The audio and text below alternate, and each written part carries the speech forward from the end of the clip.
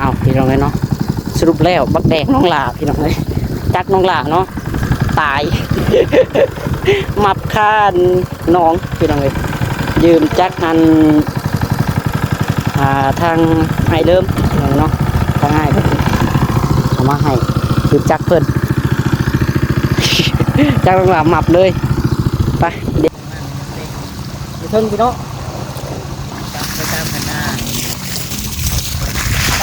วันนี้แหละโทรศัพท์ของวันนี้แหละ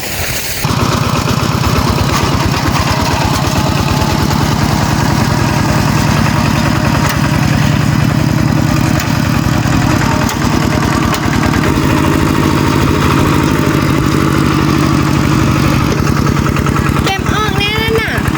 เพื่อน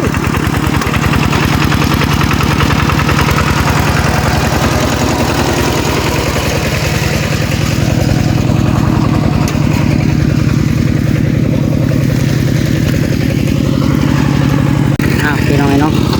คือน้องจ้อยเพิ่นก็มามื้อนี้เพิ่นมาเปลี่ยนเนาะเพิ่นมาหน้ามื้อมาปุ๊บมาไถหน้าเปลี่ยนน้องหลานเลยน้องเนาะไปหาบนนางกินน้ำก่อนน้องหลานก็ได้นี่แหละพี่น้องเนาะที่น้องหลาว่าเพิ่นในคลิปนั่นเนาะแต่ว่าแบ่เสียแบ่ก็ยังทันได้เห็นเลยได้พี่น้องตอนนี้เพิ่นอยากเคลียร์ประเด็นกับทางน้องหลาเนาะมื้อนี้ออกมาหน้ามื้อนี้เนาะเพราะว่าจังไดพี่น้องเนาะ น้องหลาที่น้องหลาว่าไปก็บ่ได้ให้เพิ่นได้พี่น้องเนาะว่าง่ายๆคือเว้าให้ทางเพิ่นตื่นตัวว่าซั่นซะพี่น้องเนาะให้ตื่นตัวให้ออกมาซอยเวียกซอยงานน้องหลาเนาะบ่ให้ ไปทะเลทลายนะพี่น้องเนาะ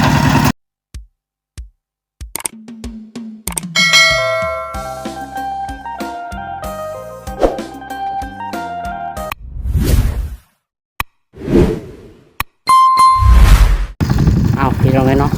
สรุปแล้วบักแดงน้องหลาพี่น้องเลยจักน้องหลาเนาะตาย มับค่าน้องพี่น้องเลยยืมจักนันทางไอเดิมพี่น้องเนาะทางไอเพิ่นเอามาให้ยืมจักเพิ่น จักน้องหลามับเลย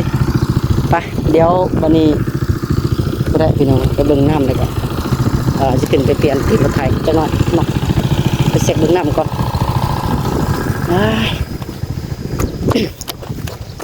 ยืมจักเพิ่นมาบาดจักน้องหลาหมับเลยขิวกุ้ม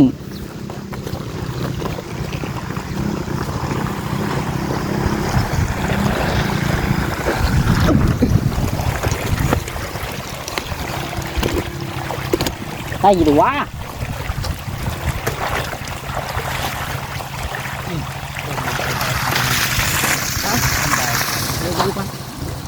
อะไรพี่ยังไงมันก่อนถ้าลงชายครึ่งก่อนมีครึ่งพี่น้องไปตามกันหน้าวันนี้แหละโทรศัพท์ของวันนี้แหละมาอยู่ครึ่งพี่น้องมันไหลลงมันไปมันก็ไปมันอยู่ครึ่งที่ทั่วแล้วผมทำก็ไทยก่อนที่จะว่าไหลไปตามตอนใหญ่แล้วล้นพุ่นเลยยังไม่ได้ขึ้นไปเอารถก่อน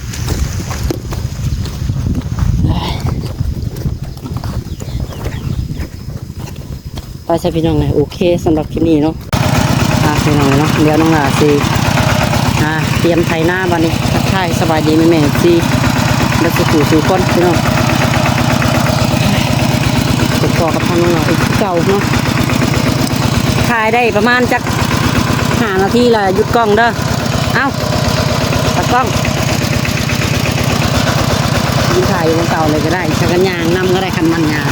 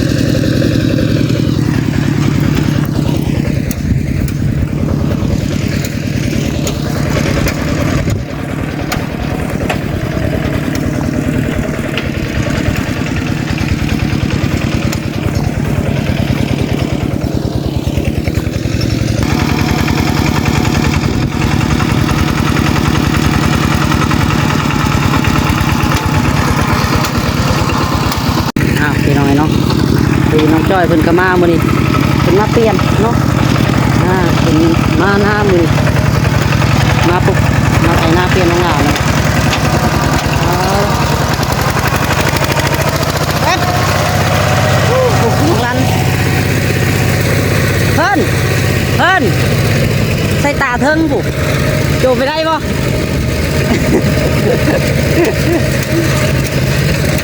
มาจับไหมไปสัตว์ไปจับไปจับได้บ่ไปได้บ่เขาบุปิดจักก่อนเพื่อนเดี๋ยวเขาปิดจักก่อน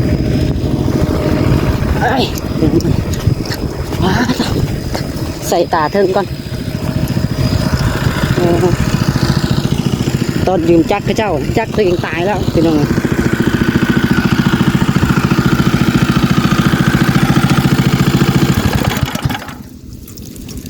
ให้น้องนันเป็นง่ายใช้ยางไป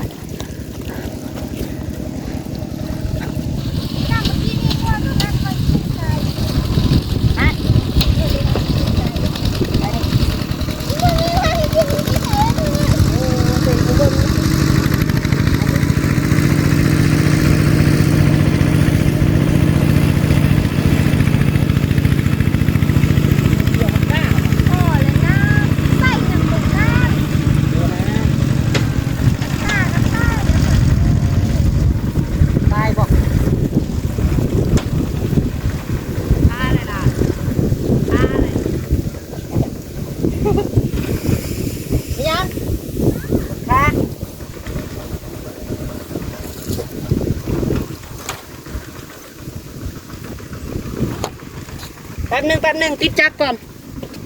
มาไทยค่าเลยได้บ่แป้งไม่ใช่มันปะแป้งขึ้นรถก่อนได้บ่มันบริค่าไปเห็ด โอ้ย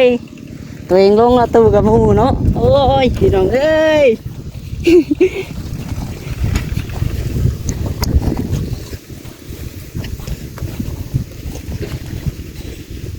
ให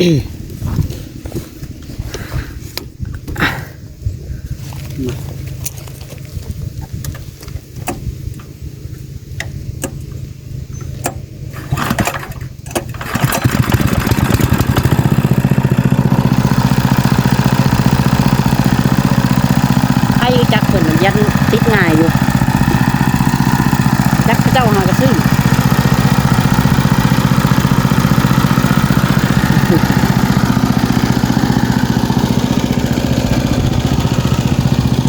เพิ่นถ่ายได้จักนาทีเมื่อกี้บ่เดี๋ยวมันก็ขึ้นอีกมันท่านได้ขึ้นเด้พอดีได้สั่นนะถ้าเบิ้งเลยมันก็ขึ้นมาตืดรออีกประมาณ3 ชั่วโมงล่ะพอขันชิรอปันนี่ไปซื้อหน่วยใหม่ดีกว่าเลยเพิ่นว่าอันเด้น่ะโอ้ยไปเบิ่งน้องจ้อยไถนาไปเป็นตะกล้องให้นี่ผูกว่างัวนี่ผูกแล้วงัวสีแดงนี่ได้ไปซะใครให้มันกินก้าเลยโอ้ยพี่น้องเลยน้องลันปลางัวกินก้าแล้วอันนี้ผูกขาดกุดบ่เลยโอ้ยไป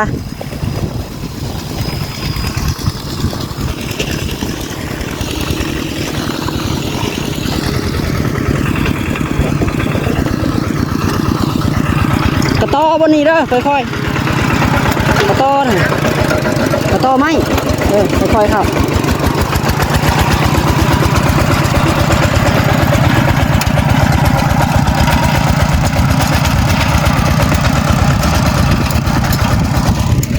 พี่น้องเนาะไปหาบนนางกินน้ำก่อนน้องหลาก็ได้นี่แหละพี่น้องเนาะที่น้องหลาว่าเพิ่นในคลิปนั่นเนาะแต่ว่าแบ่เสียแบ่ก็ยังทันได้เห็นเลยได้พี่น้องตอนนี้เพิ่นอยากเคลียร์ประเด็นกับทางน้องหลาเนาะมื้อนี้ออกมาหน้ามื้อนี้เนาะเพราะว่าจังไดพี่น้องเนาะ น้องหลาที่น้องหลาว่าไปกับบ่ได้ให้เพิ่นได้พี่น้องเนาะ ว่าง่ายๆคือเว้าให้ทางเพิ่นตื่นตัวว่าซั่นซะพี่น้องเนาะให้ตื่นตัวให้ออกมาซอยเวียกซอยงานน้องหลาเนาะบ่ให้ ไปทะเลทลายนะพี่น้องเนาะเป็นน้องหลาเว้าไปก็เพื่อวางดีน้ำน้องนั่นแหละพี่น้องน้ำน้องน้ำนุ่งเนาะให้นุ่งได้ให้น้องให้นุ่งได้ดีคือบ้านคือเมืองเพิ่นนั่นแหละที่น้องหลาไปเว้าไปก็ย่านน้องนุ่งชั่วพี่น้องเนาะนั่นแหละเว้าให้ตื่นตัวนั่นแหละก็ออกมาเหมือนเนาะเดี๋ยวบ้านนั้นเพิ่นว่าเพิ่นอยากเว้ากับท่านน้องหลาอยู่อยากชี้แจ้งเนาะให้ชี้ฟังพี่น้องเนาะแล้วก็อยากเคลียร์ประเด็นกับทางน้องหลาเลยเพิ่นว่าตอนนี้เพิ่นยัง ไถนาอยู่พี่น้องเนาะ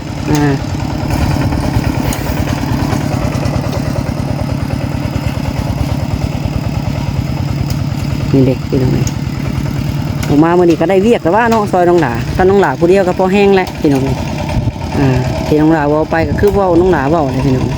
ว่าให้คนตื่นโตแล้วก็ให้รู้จักความหลายขึ้นเนาะแล้วก็อีกทีหลายๆคนพี่น้องคอมเมนต์เข้ามาเนาะว่าให้โอ้น้องจ้อยเป็นเด็กน้อยพี่น้องเนาะคอยเว้าคอยจ้ากันพี่น้องเนาะก็แม่นพี่น้องเนาะเด็กน้อยเพิ่นบ่ฮู้ความว่าซั่นเนาะก็แม่นนั่นแหละพี่น้องย้อนบ่ฮู้ความนั่นแหละน้องหลาจึงบอกจึงสอนเนาะสอนกันก็ต้องสอนกันแต่น้อยแล้ววะพี่น้องเนาะ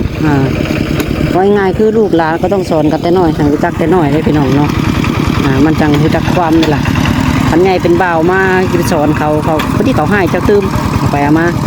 เนาะได้แล้วบ่โอเคพี่น้องเลยไปเดี๋ยวคลิปนี้เดี๋ยวไว้พ่อกันคลิปหน้านะพี่น้องเนาะคลิปนี้เดี๋ยวน้องหลาขอตัวไปก่อนพี่น้องเนาะบายบายบัดนี้เนาะ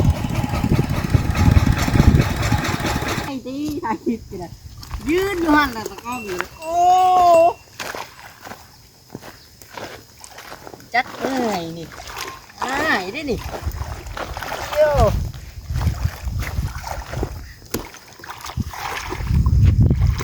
ยักษ์โอเค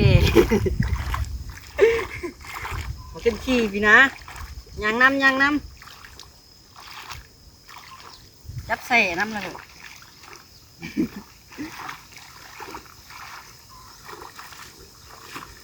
ต้องมือดิมือพี่น้องเอ้ย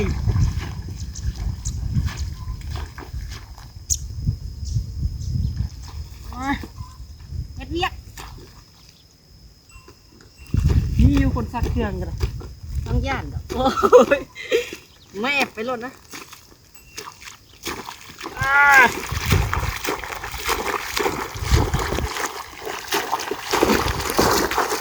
ต้อง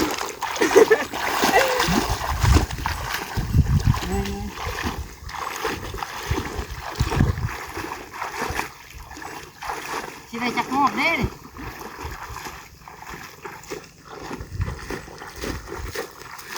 แกไปซื้อเลยโอเคโอจัก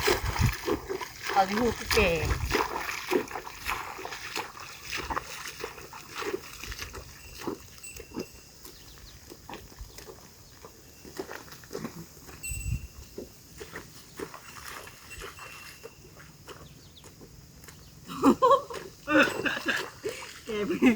แกไปโชว์ก็แกพี่ก่อนวะแกไม่ได้เบิ่งหน้าเบิ่งหลังยัง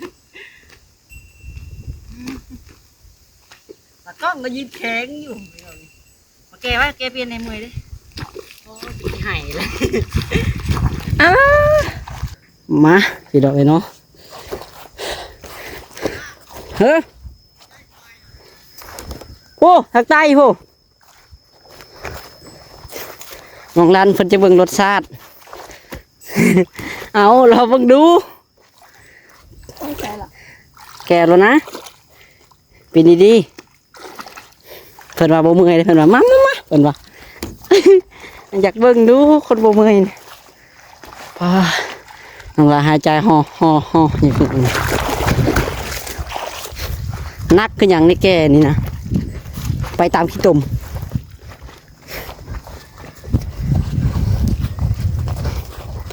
แปลงใดเอาลงแม่น้ำเลยเด้อถ่ายลุงวัน แม่นี่แม่ไปแล้วบ่ผู้นี่แม่ไปละ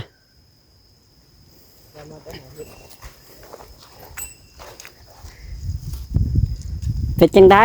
รสชาติแซ่บอยู่บ่ อ๋อคือไต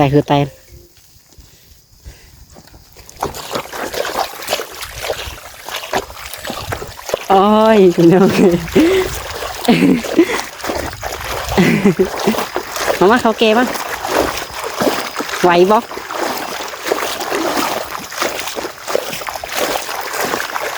เกแล้วรอดินสมัดแล้วค่ะเอาก้าลงมาวาน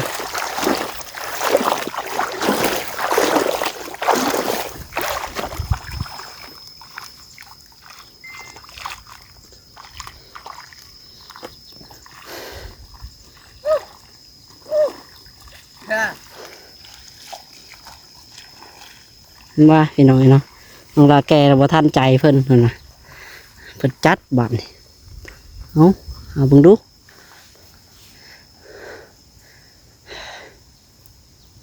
น้องลาก็ว่าน้องลาเด้อพี่น้องเนาะเบิ่งโอ้หน้าดำหน้าแดงเบิด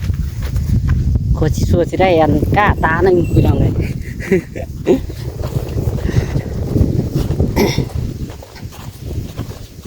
เอารอบสุดท้ายแก้ไปแล้วสมัยหนึ่งก็ได้หรอก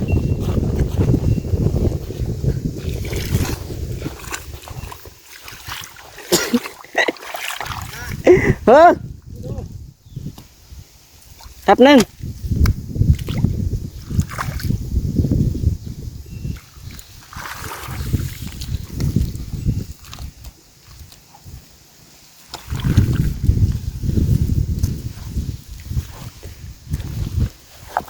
เสร็จเป็นหายว่าเป็นของมาฝากมาตีงบ้านเป็นจังได้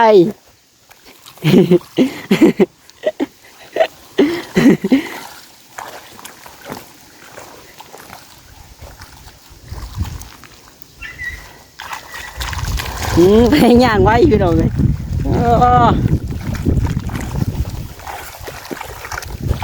มันเมื่อยแล้วไปตามขี้ตมในบืนเพราะอะไรเพิ่นเพราะอะไร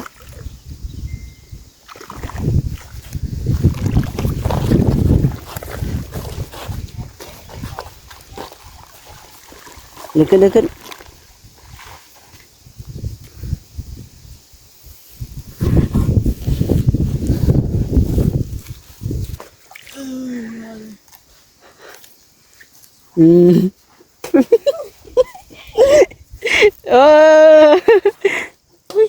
แกล้งหมดเลยน้องเลยเอาขี้ดินเข้าปากมึงฝันก็ลักเชียปากว่าโอ้จักรจีดิชาเกาะโอ้น้ำถ่ายคนดังกันคนดังแหมบไปหน่อยนั่งถ่าย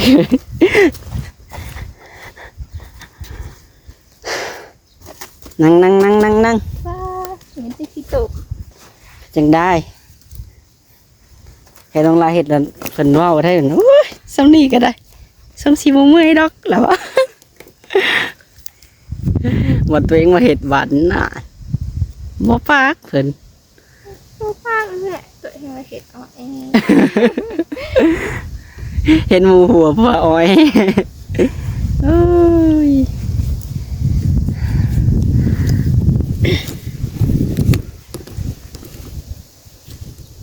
จับสับแล้วจับสับ กับข้าวนะ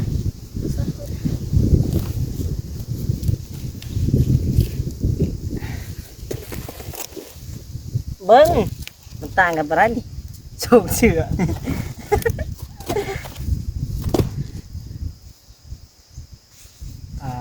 วันการอะไรบ่มีเครื่องนุ่งบัตรน้ำสูบน้ำอาบ น้ำเรา แล้วน้ำมันก็พุยกันนี่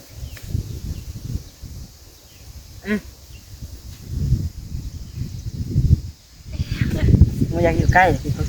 ขี้ตมเข้าปากมึงโอ้ยพี่น้องตอนนี้หาก็ได้ขั้นตอนแก่ แล้วก็รอดินมันสมัดแล้วก็เราเบ่งแรงจึงลงมาหวานเนาะหวานก้าภาษาเข่ากะน้องดาเสิร์ฟกันเลยหวานนี่พุ่นแหละเนาะเบิดบ่นำหมดแล้วพี่น้องไปโอเคสำหรับที่นี่ก็จะขอตัวไปก่อนพี่น้องเนาะเอาบายบายสบายดีพี่น้องเลย